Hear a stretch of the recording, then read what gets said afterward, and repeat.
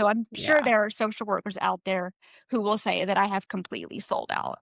Mm, And that's fine. They can like, yeah. they they can think that. Like I'm not bothered by that.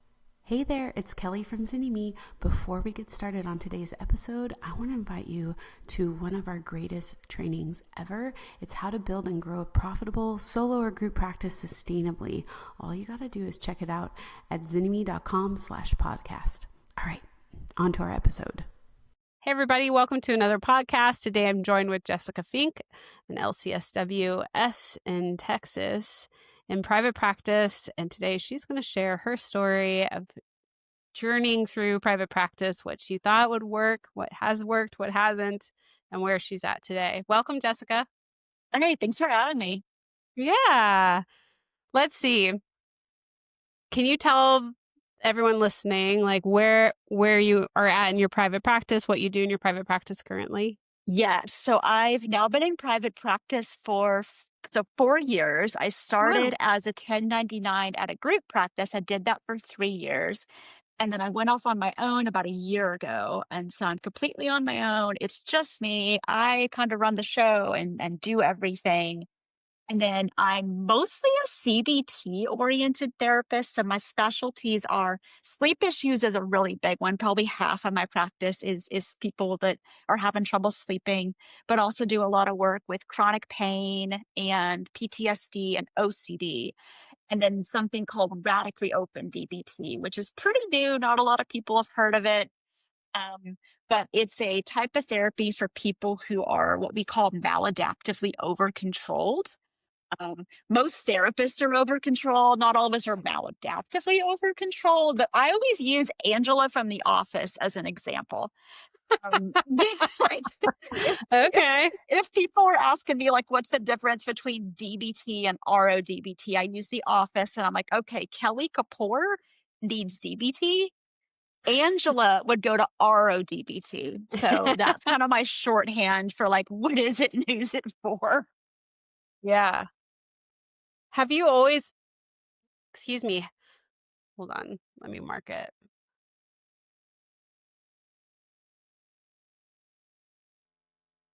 You're still Something's muted. in the air today. There we go. Okay. So can you tell Sure. me a little bit about why you went into private practice? You know, it's funny, for so much of my career, I would have said I had no interest in doing private practice and I had no interest in running a business. It's really hilarious that I've ended up doing both of those things. So Mhm. I worked at a hospital, and I was there for 14 years. I was there for a pretty long time before going into private practice. And I got my LCSW in like 2009. So theoretically, I could have done it right then, but I'm really glad I didn't because it would have been a disaster. Like I had a really unhealthy relationship with money. I mean, I would have been like, oh, you can only pay $5. Okay, that's fine. Free for everybody. Like I would have been a terrible business person. But it wasn't until like and I was like, I'm going to get my PhD. I'm going to go be a professor. Like that was my career plan. And then I got, I think what changed it was I got trained in my first like specialized thing. So I got trained in cognitive processing therapy, which is an evidence-based therapy for PTSD. And I just did that for a couple of years at the hospital. And I really found that I loved being a specialist. I don't think I enjoyed being a generalist. I think that's what Mm, it was. It's like I didn't feel like I had like a thing. And once I got that training, I was like, oh, I have a thing now. I have expertise. People are coming to me. And so that's when I really started to reevaluate. Okay, maybe I could be a clinician long term because I really loved being a specialist.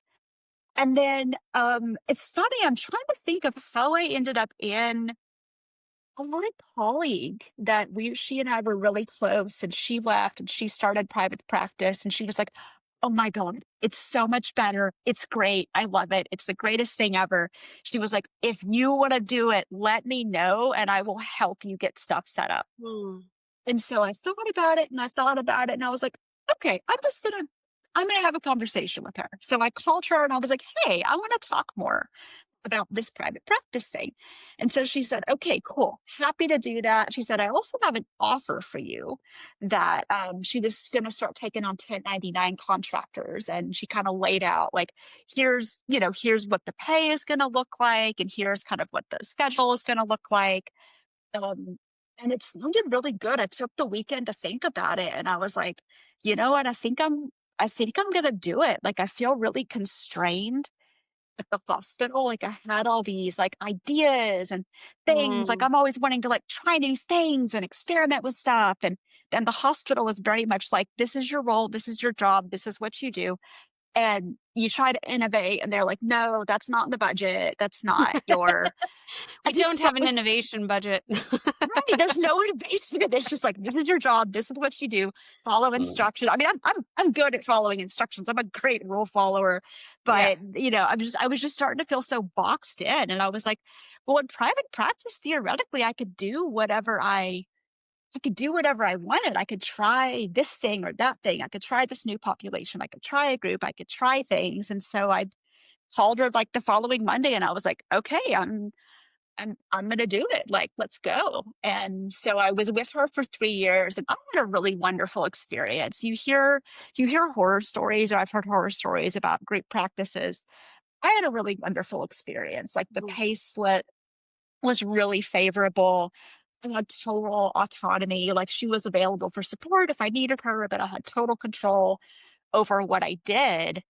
And then once I kinda got a little taste of it, I was like, "Oh, okay. I actually really like this." Mhm. Um, there's this is this I'm a nerd.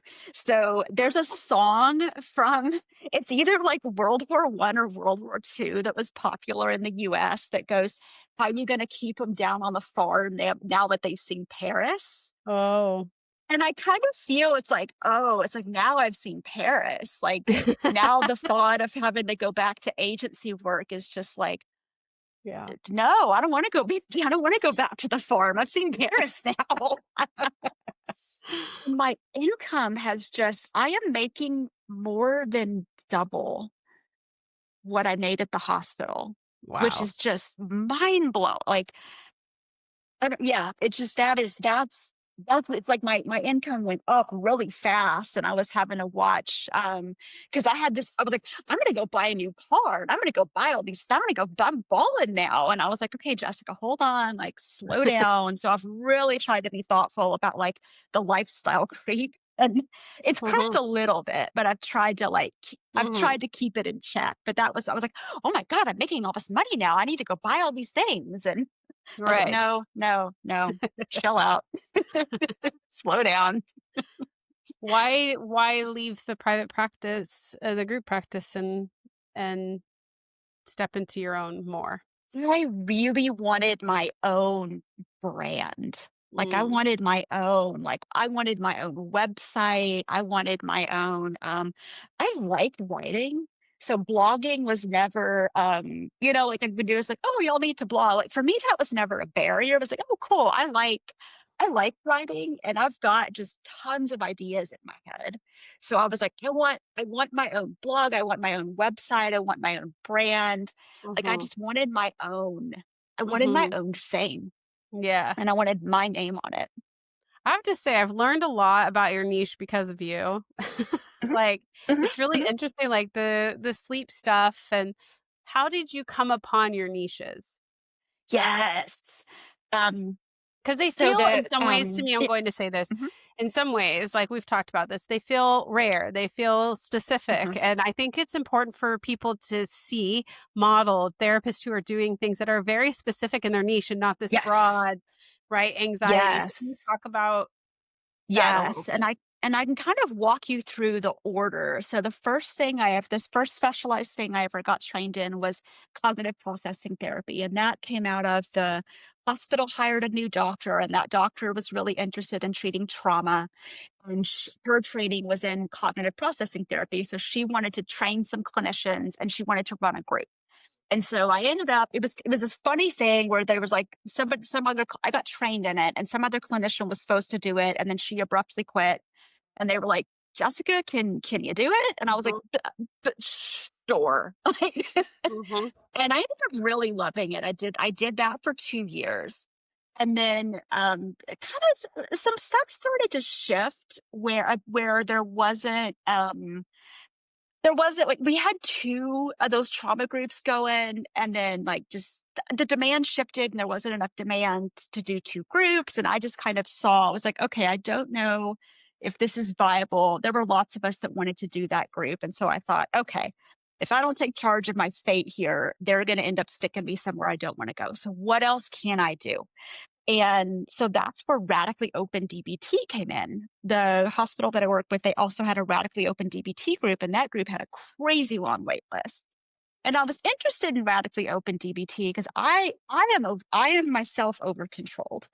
And I knew it was like a treatment for people that are like rigid and rule governed and have a hard time like loosening up and having fun. And I thought I would really connect with that population. So I got trained in RODBT, and then I did that for a year at the hospital. Then that's also when my friend and colleague was like, hey, come do private practice. And I thought, well, I think I might actually have something to offer the market because, like, radically open DBT, it's kind of new. There's not a lot of people doing it. I've got these specialties. And so that's when I first started my private practice. It was PTSD and RODBT. And then I kind of just picked up the other things along the way. So the sleep stuff, I've always seen people with sleep issues. Like everyone in mental health treatment, but most people have sleep issues. And I always just thought it was something that was like medical and that the doctor needed to figure that out. And it was, I actually got one of those like Pezzy flyers that we're all just like, that we're all just like drowning in. Like, Yeah. we're like advertising this thing called cognitive behavioral therapy for insomnia. And I was like, oh, interesting. I didn't know there was a cognitive behavioral therapy for insomnia. So I did the training. It was actually a really good, Pezzy's a mixed bag. Yeah. As far as their trainings go, but this one was really good. So if anyone wants to get trained in CBT for insomnia, the Pezzy training is actually like really, really good. So I got trained in that and just kind of started like pushing it out there. And it turns out there was like a good amount of demand for that. And it's magical. You make a few simple changes and people's sleep gets so much better, like so much better. Mm. It's like 6 to 8 sessions. I mean, on the one hand, it's kind of a bad business model to fix people in 6 to 8 sessions Well. because you really got to like hustle and keep the referrals rolling in. And people have like, they've tried everything, Mm. and it just kind of started to become the thing that I was known for. And then a lot of the people that I see that are dealing with sleep and PTSD and they're over controlled have chronic pain. Like that's Mhm. just another thing that shows up all the time. And I always thought, I can't do anything about this. This is something that a doctor has to address. Then I found out about pain reprocessing therapy, which is mostly like it's more somatic. It's the one like not CBT thing that I do, but it's kind of this method of like training the brain to respond to pain differently. And it does help people get out of pain. So I thought, oh, cool. I can offer something that can help people get out of pain. So I picked that up. I also just I love learning. I loved Mhm. school, and I'm also just like I'm always wanting to like learn more about stuff. And then OCD, kind of the same. I just saw so much of it. Like people with OCD are also like over Under controlled control. and rule governed and all that kind of stuff. Yeah. And so I knew ERP was a thing. I knew it was very effective, but I finally just decided to get trained in it. And so that's kind of how I ended up with these five. And I'm like, all right, these are my five specialties. This is kind of what I do. They all connect So though, and they all so kinda interweave in a lot of they do. ways. Because the Yes. clients you work with, like you said, there's trauma, there's sleep issues, which also lead Mhm. to pain, Yep. and the over-controlled piece, right, in terms Right. of how that is showing up. Yes. Mm. So what has it been like to market to those niches for you? I'm definitely still learning. Marketing is there's so much. I always thought of marketing as just like going to doctors' offices and handing out brochures. Like that was Yeah. marketing because I thought it was like drug reps at the hospital. Yeah. Um, and then I'm realizing that marketing is really, well, I mean, marketing could be like going to a doctor, but it's also like setting up meetings with other Mhm. therapists that you think might refer to you, or writing a blog, or updating your website. Right. Or I mean, I'm definitely still kind of figuring out, like I'm doing like the quarterly marketing plan thing. I'm still, I mean, I think I'm still getting into a flow with Mhm. it. Mhm. And so, Well, yeah, what it's I been, yeah. Oh, yeah, go one of the ahead. things I've noticed though about your marketing is your messaging is very clear. Mm, Like when mhm. someone says your name, Jessica, I know what you do. Yes. Like, Okay. it's very clear. Like, Yes. and I Yes. think that there's something really beautiful about that because then it can inform your marketing to be specific. You know your Right. client so well, you know your Yes. lane, you know where you're operating from. Right. Yeah. Yes. Yes. Cool. I'm glad cool, it's working. Like, yeah, because I think I do have an idea of like who's a good client for me and Yeah. who is going to be happy working with me. Yeah. You had mentioned earlier, like if you got into private practice when you got licensed, it would have been a Oh, yeah. bad scenario because of money. What have Yes. you done to Yes. work on your money stuff? So I've done, and I don't mind sharing, I've done just a lot of like personal work around money. Mhm, I grew like money was a struggle growing up. Like we didn't have a lot of money. And I was also kind of raised with this attitude that like money was evil, that mhm, people who pursued money were evil, wicked people. Like, that's just kind of mhm, the messaging I would say I got from growing up. And so I always had this attitude of like, I'm never going to have money because I don't come from money. And I also don't have a lucrative skill set. And I was like, mhm, well, I'm not going into like tech or something like that. So I'm just never going to have money, and money's bad and money's wicked. And so for a lot of my life, I was like a pretty bad like spender, had a lot of problems with credit card debt when I was in my 20s. And I kind of hit this, and I'll go ahead and just, I don't mind like sharing this with people. I kind of hit this rock bottom where I like racked up a bunch of credit card debt and lied to my husband about it. And he was mhm, asking me about my credit card debt, and he was like, "How much debt are you actually in?" And I told him a number. It wasn't a truthful number. It was was a lower number. And then we refinanced our mortgage. mhm, And when you refinance your mortgage, all your debts get listed. And I was like, "Oh no." And I started having these crazy thoughts about like changing the form. And I was like, "Oh, Jessica, okay." I was like, that was sort of like my mhm, rock bottom.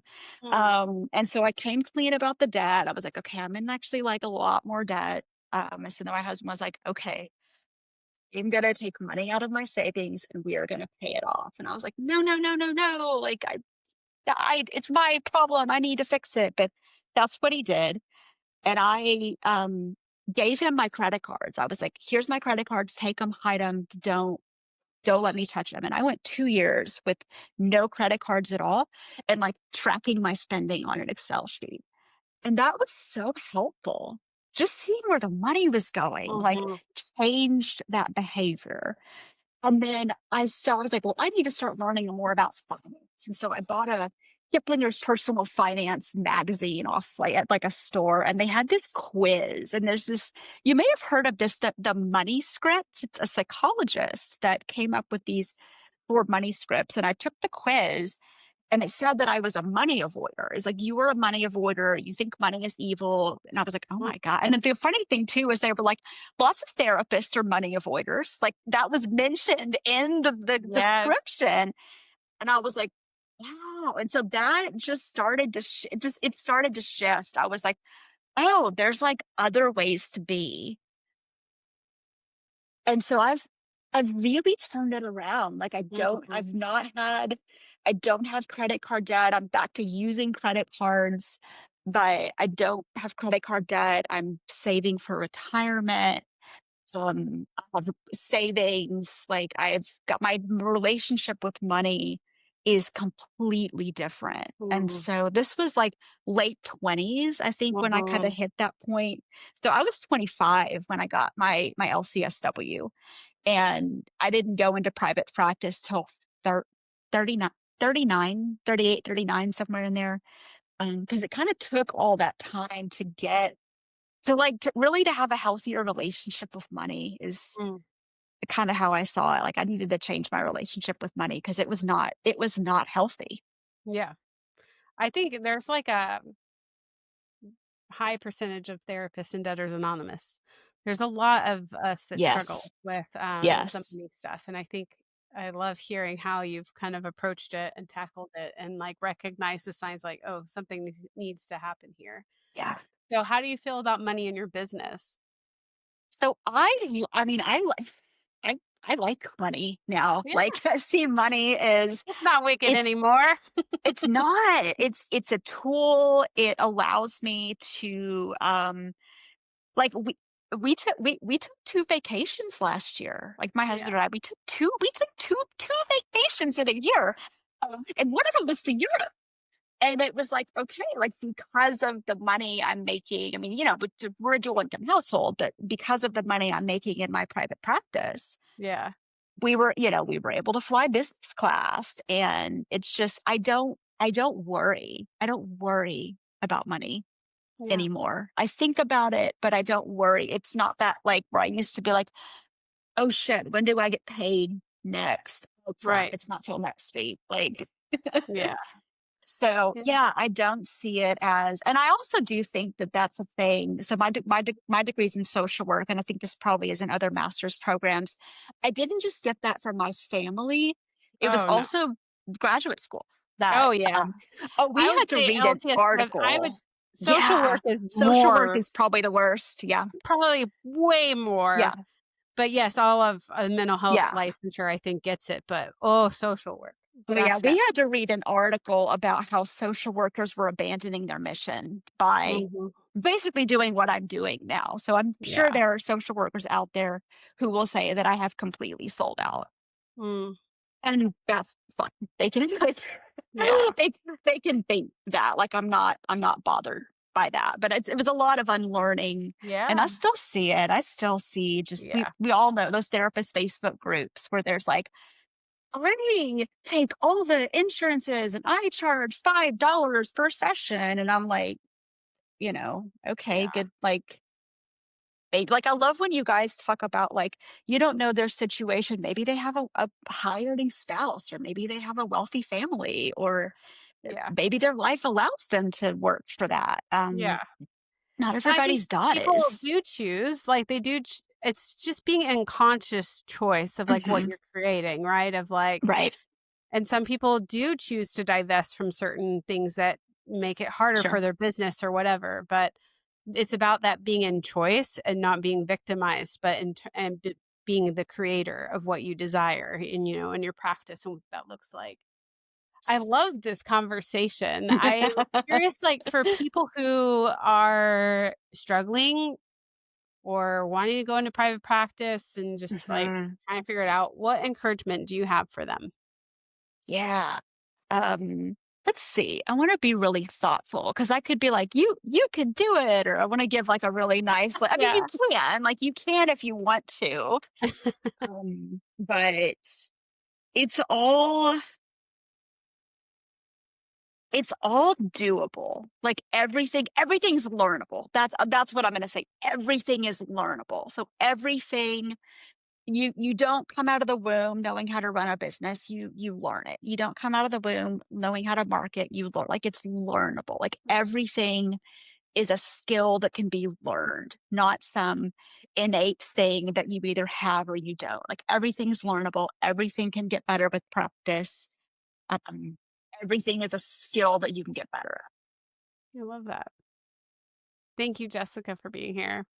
You're welcome. And if y'all have clients that are struggling with sleep, chronic pain, and Yes. Right.